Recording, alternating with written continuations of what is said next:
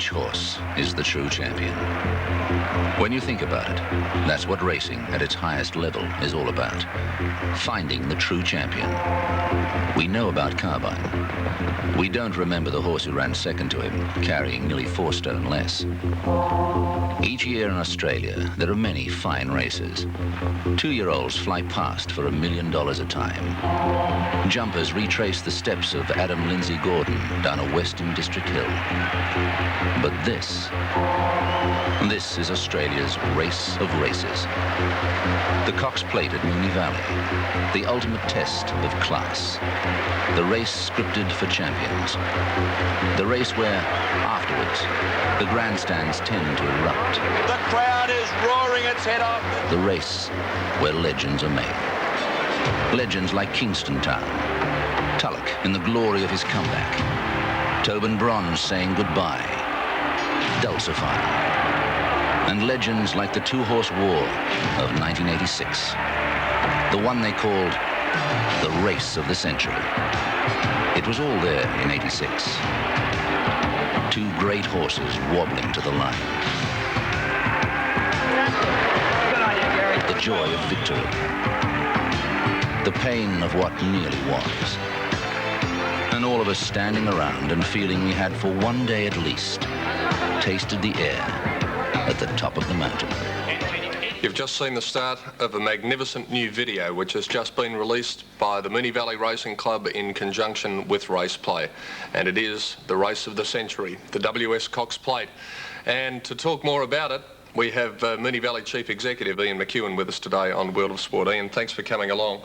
This really is a marvellous production talking about not only one great race, but the history of a great race. The history of a very great race, Pete, and we were very lucky that in this year we were able to, well, what we planned, we had a photographer there, a cameraman there, who captured a lot of scenes of Cox Plate Day that have never been shown on television, and they've been incorporated in the tape. And I particularly the reactions, the facial reactions of Russ Hintz throughout the Cox Plate. A picture of the race on the top half of the screen, Russ Hintz on the bottom. It's absolute magic to see the way he and trainer Dave O'Sullivan saw the race, and they believed they'd won, and the cameras captured that right to that point. But apart from that, the tape is an effort by Moonee Valley to give full recognition to the Cox Plate, which we believe is the real test of the thoroughbred in Australia, and history says it is. The number of horses that have won, the great horses of Australia from 1920 onwards are there.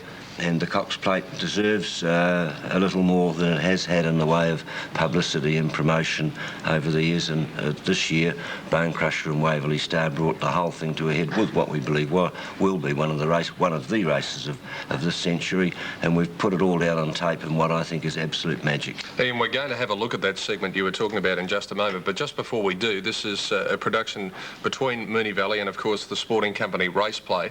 And it's not a money-making concern for you. It's just something for lovers of racing and the promotion of the Cox Plate. Yes, Pete, it cost us multi-thousands of dollars, well over $30,000 to make this.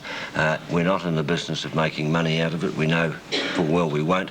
What we're doing is we're giving the Cox Plate the publicity that it deserves, that it can go down in video and can be used by other people and enjoyed by other people, and we think it's a good marketing exercise that won't return us any money. Well, Ian, let's take a look at that segment now that we mentioned, and the famous races that have been held over the years at Moonee Valley. The Cox Plate is the highlight of them all, and there's one particular place at Moonee Valley where all of the jockeys, all of the connections know that really is where the Cox Plate starts. And to take up the story, here's Bud Tingwell.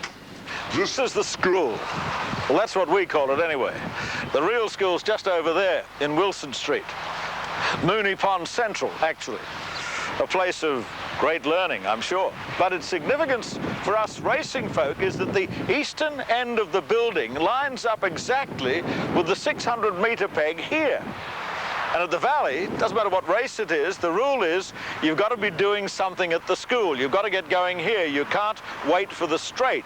And it was here in 1986 that Bone Crusher and our Waverley Star raced away from the field to slug it out, blow for blow, like a couple of heavyweights. From here, from the school to the post, that's the way it was. Inelegant, rash, dead honest.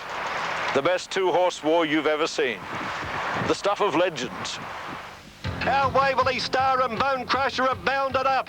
And this is how the connections of our Waverley Star watched what once nearly was theirs. Bone Crusher, they sprinted past the opposition. Drought moves up into third placing. He's 2 lengths away. Stewart's pulled the whip on Bone Crusher. Our Waverley Star's going better than Bone Crusher near the turn. Stewart riding desperately on Bone Crusher. Our Waverley Star leads him by about a length. They've cleared away from the opposition. Drought in third placing, followed by Dinky Flyer and Drawn. Here's Bone Crusher raising another effort. The 2 New Zealanders turn for home with Bone Crusher, a narrow leader from our Waverley Star. The Filbert battling on. Bone Crusher and our Waverley Star, stride for stride from the Filbert. This is worth coming miles to see. The Bone Crusher on the outside. They hit the line.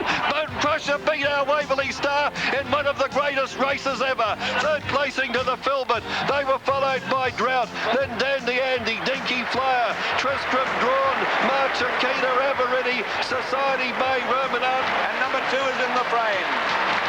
The Big Red, and he's earned the title today. Number 2, Bone Crusher, ridden by G.M. Stewart, is first.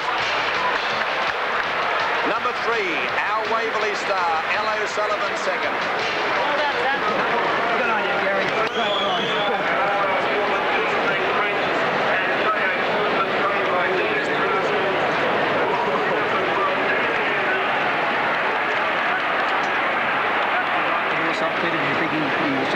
He did look beaten, didn't he? Yeah. On the bend. Gary had to go for the whip first. It's unusual for a horse to respond like that, but he's a true champion, so there's no question. The race of the century, and there you saw an excerpt from the 1986 version of the W.S. Cox Plate, and there is the video, Moonee Valley and the Sporting Company race play. And it is a magnificent tape, and I know that I'm looking forward to having another look at it. And just looking at that, it's funny. I've been on race courses a lot, as you have, but I don't think that I have experienced a more emotional moment on a race course and more spine-tingling stuff than that race this year. I would have to agree with all that. Every time I see that last half mile of the 86 Cox Plate, it brings the old up here and the tingles down the spine. It really was a race that will be remembered by everybody who was there and everybody who takes a copy of the race of the century.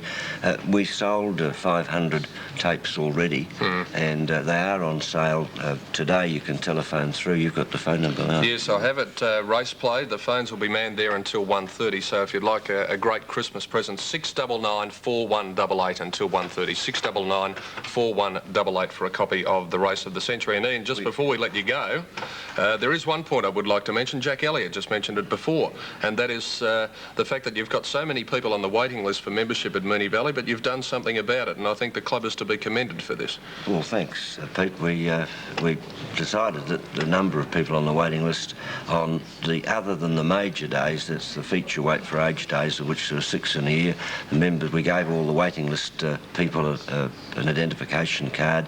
They present it at the office and they can use the members' facilities for the day. And our waiting list is about 3.5 years long. It's a long time to be waiting for membership if you can't enjoy those facilities. And yet, on other than major days, our members' facilities have room for more people. So.